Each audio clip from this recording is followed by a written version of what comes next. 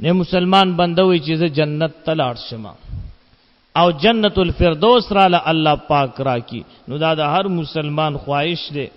نو د مسلمان ته پکار دی چې د دغه آیات همیشه وي وجعلنی من ورثه جنت النعیم.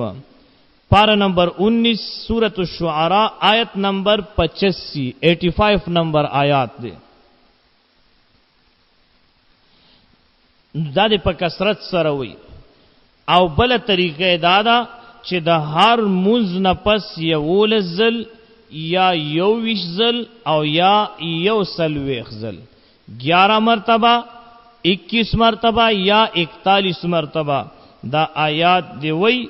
الله رب الجلال جل جلاله وخپل فضل و کرم سرا دغه مسلمان بنده ته جنت الفردوس نصیب کی. وجعلنی من ورثه جنت النعیم. یا الله ما